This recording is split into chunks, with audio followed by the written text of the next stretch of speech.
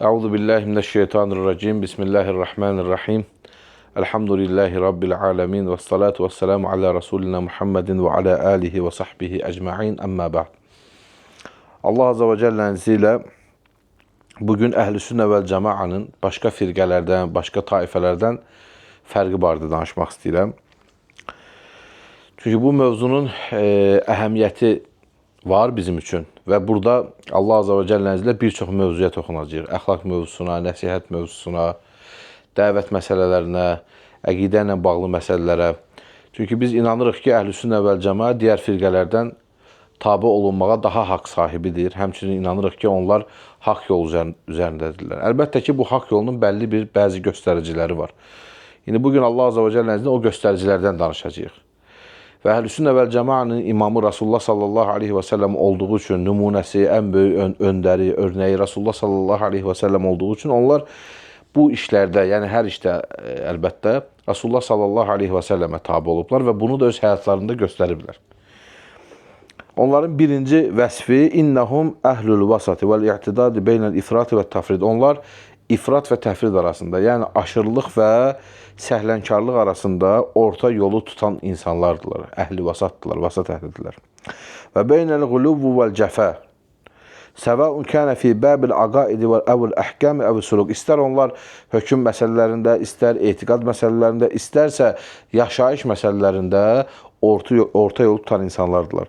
Fəhum vasatun beynə firaqil ümməti kəmə ənəl ümmətə vasatun beynəl milləl. Necə ki, bu din, İslam dini digər millətlərin, digər dinlərin arasında ən etidalı sayılırsa, Əhlüsünnə vəl Cemaatda digər firqələr arasında ən etidalısı sayılırlar. Baxın, burada gözəl bir məsələyə toxunur. Sulukdir, yaşantı, həyat yaşantıda da etidallı oldular.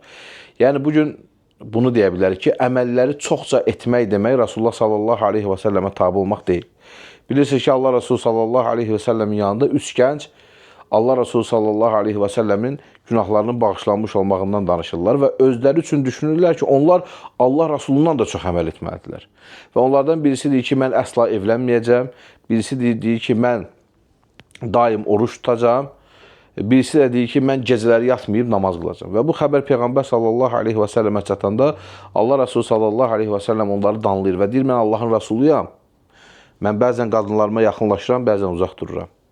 Mən bəzi günlər oruç tuturam, bəzi günlər iftar edirəm, bəzi gecələr namaz qılıram, bəzi gecələri yatıram.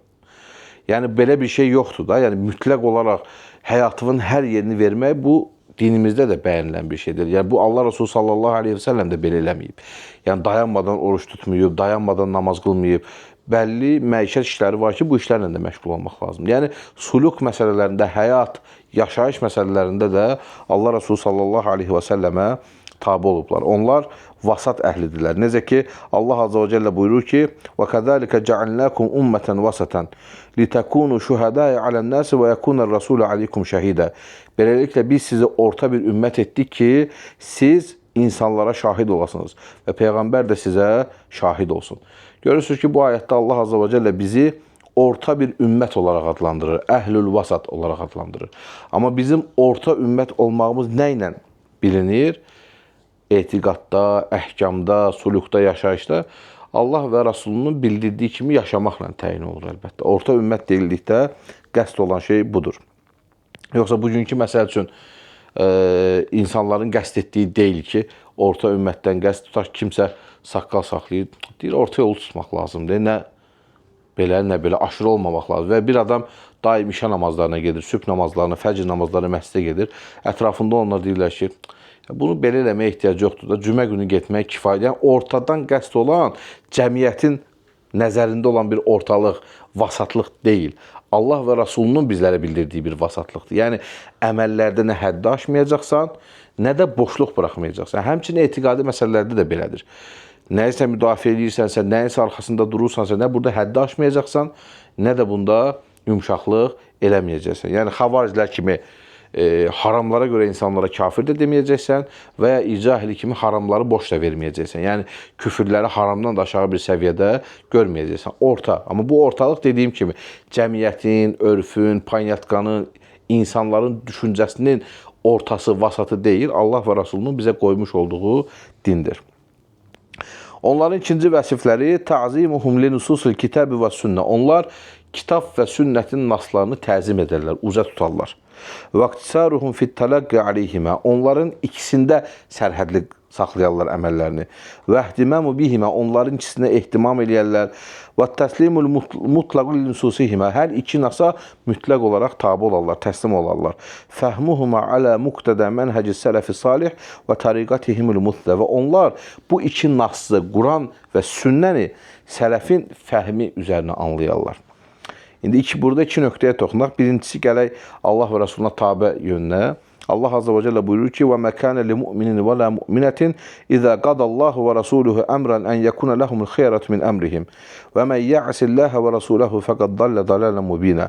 Allah və onun elçisi bir işə hökm verdiyi zaman heç bir mömin kişi və mömin qadın öz işlərində istədikləri qərarı verə bilməzlər. Allaha və onun elçisinə asi olan kəs əlbəttə ki açıq, aydın, apaçıq bir sapıqlıq içərisindədir. Bu Əhl-i-Sünnə vəl Cəmaanın vəsfidir ki, onlar bütün işlərində Allaha və Rasuluna tabi olurlar. Əgər bir məsələdə hökm varsa, Allah və Rasulü bu məsələ barədə belə hökm veribsə, bizim müsəlmanlara, Əhl-i-Sünnə vəl Cəmaa olaraq öhdəliyimiz budur ki, o işdə o şəkildə inanıb onu yaşamalıyıq. Yəni, bu belə bir şey yoxdur ki, biz cəmiyyətin qınağına görə Allah və Rasulunun verdiyi hökmlərdə haradasa bir yumuşaqlığa getməliyik və ya dəvət əsnasında kiməsə yumuşaq görsənmək üçün Allah və Rasulunun qəti olaraq əmr elədiyi, qadağan elədiyi məsələlər üzərində yumuşaqlıq, təvil, əyrilik göstərmək haqqımız yoxdur. Allah və Rasulü bir işə hökm veribsə, onu o şəkildə qəbul eləməliyik. Və diqqət edin, sonunda nə deyir? Və fəhmuhumə alə muqtada mənhəci sələfi salih. Sələfi salihin yolu üzərinə anlamaq. Bu da çox önəmli bir məsələdir. Yəni, bizlər bəli, Quran və sünnətə tabi olmalıyıq. Amma Quran və sünnətə də öz fəhmimizlə tabi olmağımız icazəli deyil. Yəni, mən ayəti oxudum və belə anlayıram. Mən necə anlayıramsa, o şəkildə edilməlidir, belə bir şey yoxdur. Buna məsəl üçün misal verə bilərik. Ən məşhur məsələlərdən birisini misal verək. Maidə surəsi 44-cü ayəti. Allah Azze ve Celle buyuruyor ki: "Ve men lem yahkum bima enzelallah fe ulaika humul kafirun." Kim Allah'ın endirdiğiyle hükmetmezse onlar kafirlerdir. Ayetin zahirine bakırsan ki bir pis bir əməl var və o əməli yerinə yetirməyənlər var. Və apaçıq Allah Azze ve Celle ayətdə onları kafir deyə adlandırır. Amma təfsirlərə baxdığın zaman təfsirlərin hamısında xüsusi bir qeyd gəlir. İndi biz öz fəhmimizlə, gözümüzlə oxuyub Azərbaycan dilində bildiyimiz hərfi və ya cümlə mənası ilə mi əməl eləməliyik bu məsələ ilə və etiqad eləməliyik və ya? Yoxsa sələf dediyimiz sahabə, tabiin, onlar bununla necə əməl eləyib, o şəkildə əməl eləməliyik? Məsəl üçün, yoxsa baxmalıyıq, İbn Abbas radiyallahu anhu deyir ki, kufrundur, nə kufru? Bu küfürdən aşağı bir küfürdür. Yəni, kiçik küfürdür də, dindən çıxarıcı deyil. Və ya baxırsan, məsəl üçün, İbn Kəthir Rahimullahın təfsirinə, İbn Cərrad Təbərinin təfsirinə, İmam Qurtubinin təfsirinə, hamısı görsən istihlal şərti gətirir, küsümsəmə şərti gətirir. Tutaq ki, Allahın endirdiyi ilə necə hökm etməsə kafir olar, başqa hökmlə hökm etməyi halal gördüyü təqdirdə və yaxud da Allahın hökmünü başqa hökmdən daha aşağı gördüyü təqdirdə, Allahın hökmünə istehza eləyərək başqa hökmlə. Görsən, əlavə qeydlər daimi gətiriblər ki, onu böyük küfrə qaldıra bilsinlər. Hökm olaraq kiçik küfürdür.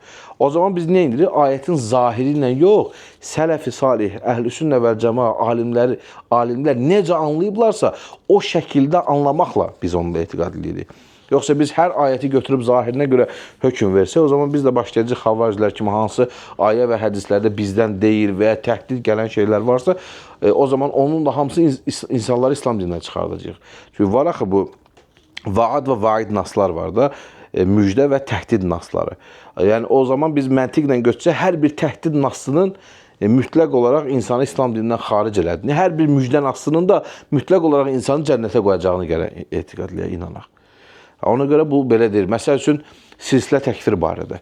Alimlər həmişə deyiblər ki, silsilə təkfir təhzir babındandır, çəkindirmə, qorxutma babındandır. Və silsilə təkfiri ilk dəfə Mötəzilə ortaya çıxardı. 5 dənə əsli qoyub, deyib bu bizim 5 əslimizdir. Kim buna tabi olmazsa kafirdir. Kim onu da kafir deməsə, o da kafirdir. İlk belə çıxıb. Və İslam alimləri də onlara qarşı bunu eləyiblər. 300-ə yaxın alim bu cür yəni ifadələr gətiriblər. Süfyan Sövrin belə bir ifadəsi var ki, Əl-Qur'an kəlamullah Quran Allahın kəlamıdır. Və mən qalə məxluqun fəhvə kafir və mən şəkkə fi kufrihi və huvə kafir. Kim desə ki, Quran məxluqdur, kafirdir. Kim də onun küfründə şübhə etsə, o da kafirdir. Amma heç bunun tətbiqində heç birinci şəxs təkfirləməyiblər. Yəni, İslam alimləri Əbu Bakr İbn Arabi xaric olmaqla, Maliki imamlarından Əbu Bakr İbn Arabi xaric olmaqla heç kim Mötəziləni birbaşa təkfir etməyib. Heç birinci şəxsi qalmışdı, ikinci şəxs. Bir dənə o deyib ki, yəni müəyyən olaraq birinci şəxsi təkfir edib. Amma 300 yaxın alimdən bu ifadə sadir olub, çıxıb, amma heç biri bununla birəbir əməlləməyib. Niyə? Çünki o ləfizlər hamısı təhzir babından, qorxuzmaq, çəkindirmək, həmin əməldən uzaqlaşdırmaq babındandır. Yəni, sən də kafir ola bilərsən, hətta səndən sonrası da, yəni sənə kafir deməyən o qədər çirkin bir əməldir deməyə gətirən bir şeydir. Ona görə burada mütləq sələfin mənhəcinə tabi olmaq, onların inandığı kimi inanmaq, bu çox önəmli bir məsələdir. Üçüncüsü, leysə ləhum imamun muazzamun yəxuzuna kələməhu kulləhu və yəd'una mə xalafəhu illə Rasulullah sallallahu aleyhi və səlləm və hum a'lamun nasi bi əhvalihi və əqvalihi və əf'alihi və lidəlikə fəhum əşəddun nasi hubban li sünnəti və əhrasuhum alə ittiba'ihə və əksəruhum müvalətən li əhliha. Onların bütün sözlərini qəbul edib, mütləq olaraq qəbul etdiyi başqa bir imamları yoxdur. Yəni, o nə deyirsə onu qəbul edək və yaxud da ki, o nədən çəkindirirsə çəkinək deyən imamları yoxdur. Ancaq Rasulullah sallallahu aleyhi və səlləm. Bu nəyi bizə ifadə edir? Yəni, hər bir kəsin sözü rədd edilə bilər, qəbul edilə bilər. Amma Allah Rasulü sallallahu aleyhi və səlləm bundan istisnadır. Mütləq onun sözü qəbul olunmalıdır. Və Əhlüsünnə vəl cəmaə Allah Rasulü sallallahu aleyhi və səlləmin halını insanlar içində ən yaxşı biləndir.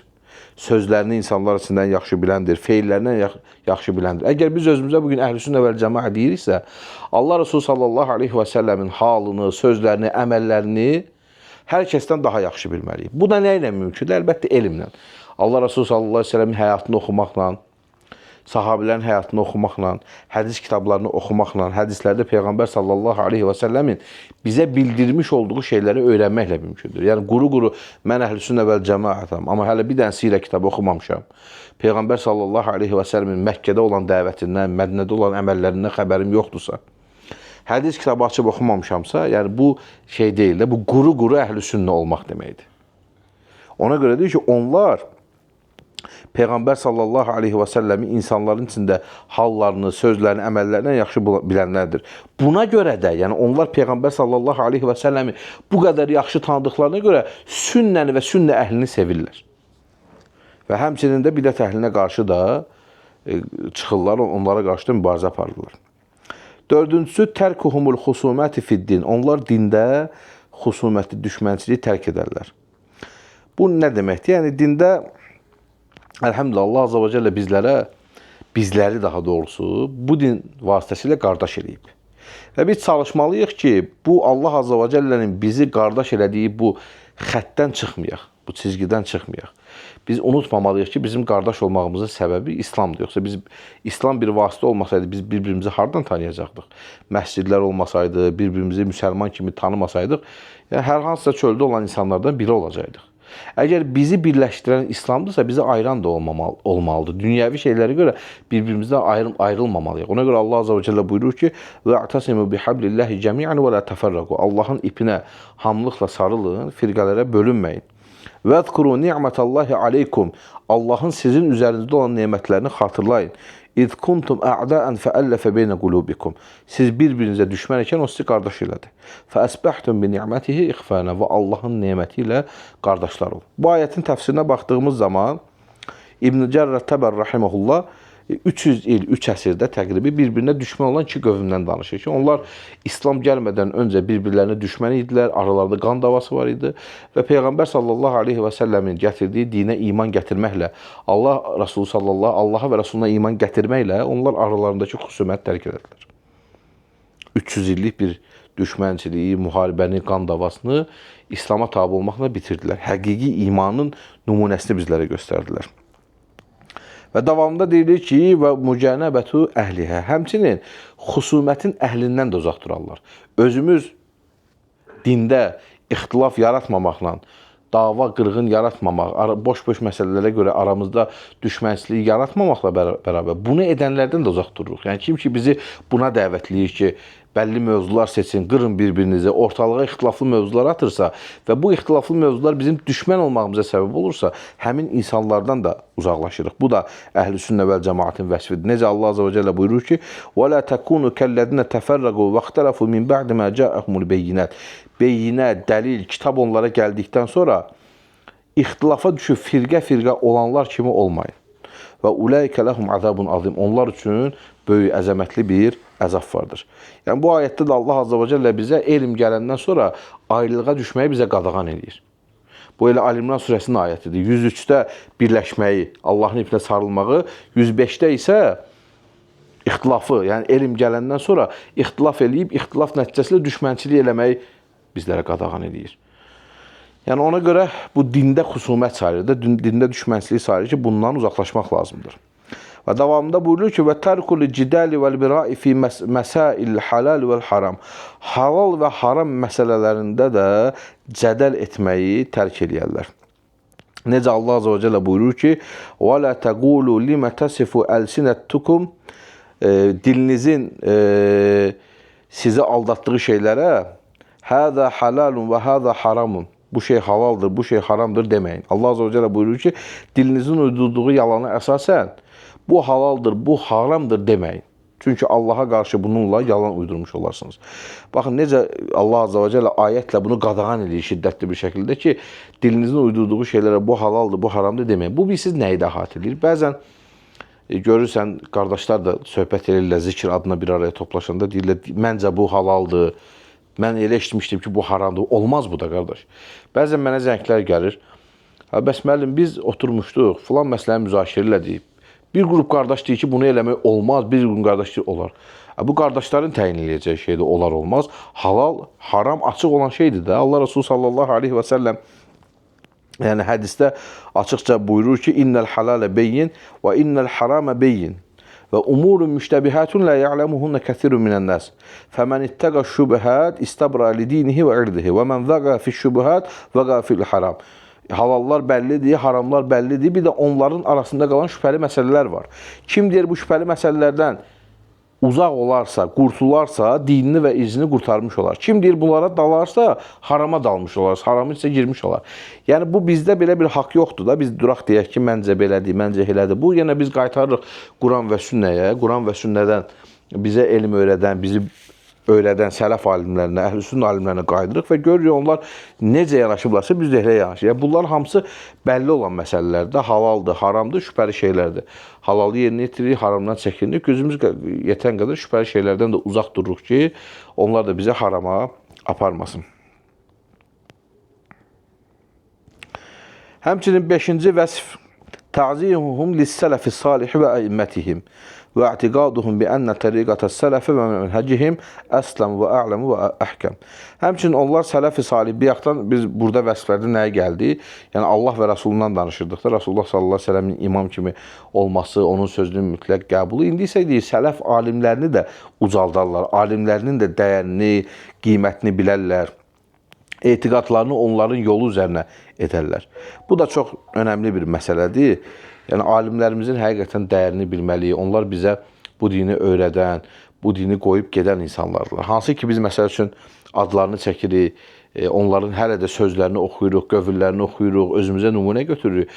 Amma onların artıq vəfatının üstündən bəlkə 1000 il, 1200 il vaxt keçib. İsimlərini çəkirik, tutaq ki, İmam Əhmədin, İmam Malikin, İmam Şafinin, Əbu Hanifənin, İbn Teymiyyə, bir çox alimlər var. Hansı ki, onlar vəfat edib gediblər. Biz hələ də onların kitablarını oxuyuruq, onların sözlərini özümüzə nümunə götürürük, onlardan dərs çıxardırıq və əməl etməyə çalışırıq. Bu nəyi göstərir? Yəni, bu bizim həmin alimlərə qarşı hörmətimizi göstərir.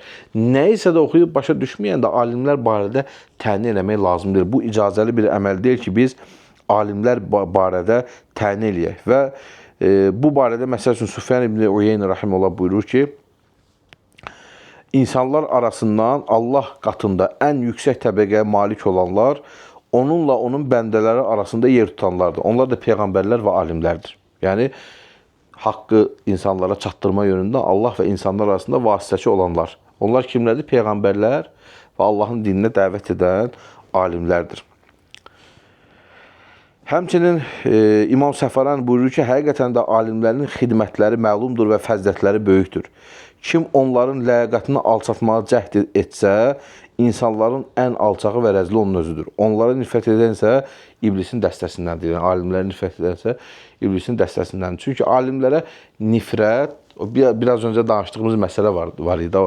Muaviyə radiyallahu anhu dedi, sahabənin qapısıdır. Yəni, bu belə başlayır da. İnsan başlayır alimləri tənqid eləməyə, onların belə özündən daha fəzilətli, özündən daha uzaq olan insanları başlayır tənqid eləməyə. Sonra başlayır sahabələr barədə keçir tənqidə. Başlayır birinci, ona görə dedim qapıda, Muaviyə radiyallahu anhudan başlayır, ona şeytan onu asan göstərir. Bir də baxır ki, artıq sahabələrin bir çoxunu tənqid eləməyə, yəni dinini təhrif eləməyə başlayır. Bu da böyük xətalardan birisidir. Yəni, burada mövzu çoxdur. Görürəm ki, əlhamdülillah, biraz yorğunçuluq da var. Allah hamımıza bərəkət versin. Biraz üstündən xülasə edib saxlayacağım inşallah mövzunu. 5 dənəsini oxuduq. Allah nəsib eləsə davamını da yenə oxuyarıq Allahın izni ilə. Bunlardan birincisi nədir? Əhli vasat olmaq, orta yollu olmaq, ifrat və təfriddən uzaq olmağa çalışmaqdır. İkincisi dedik nədir? Quran və sünnənin naslarını təzim eləmək, uca tutmaqdır. Amma Quran və sünnəti sələfin fəhmi üzərinə anlamaqdır. Üçüncüsü dedik nədir? Hər kəsin sözü rədd edilə bilər, qəbul edilə bilər, amma bir Allah Resulü sallallahu aleyhi ve sellem bundan istisnadır. Amma bunu da abartmamaq lazımdır da həddə. Yəni, tutaq ki, sənə nəysə anlaşılmır da dərhal alimin sözünü rədd elə, alimə hörmətsizlik yox. Burada görürsən, belə bildirir vəsfi. Bu məqsəd Allah Resulünü hamıdan üstün görməyi bizə bildirir. Allah orada biz deyirik, hər alimlərin sözü rədd edilər, qəbul edilər. Allah Resulü sallallahu aleyhi ve sellem bundan istisnadır. Yəni Allah Resulünün insanların ən üstün olduğunu bildirir. Amma bu o demək deyil ki, alimlərin sözləri də bizim öz nəfsimizə aiddir. Mən bunu qəbul edirəm, bunu rədd edirəm, belə də deyil. Sadəcə burada həddi aşmaqdan çəkindirir ki, yəni alimləri Allah Resulü sallallahu aleyhi ve sellem üstünə qoymaq lazım deyil. Yenə də əsas nümunə, əsas imamımız, öndərimiz Allah Resulü sallallahu aleyhi ve sellem'dir. Alimlər də Allah Resulünün sözlərini bizə izah edən öndərlərimizdir, fəzilətli olan insanlardılar. Dördüncüsü dedik ki, dində xüsuməti, düşmənçiliyi, müzakirəni, mübahisəni tərk eləməkdir. Ümumən gördünüz ki, müzakirə başlayır, mübahisə başlayır, saxlayın mövzunu. Yəni, bu fayda vermir. Müzakirə, mübahisə, dava dalaş həm əsəblərimizi pozur, həm dilimizi saxlaya bilmirik, həddimizi aşırıq, günaha giririk. Amma məqsəd nə idi?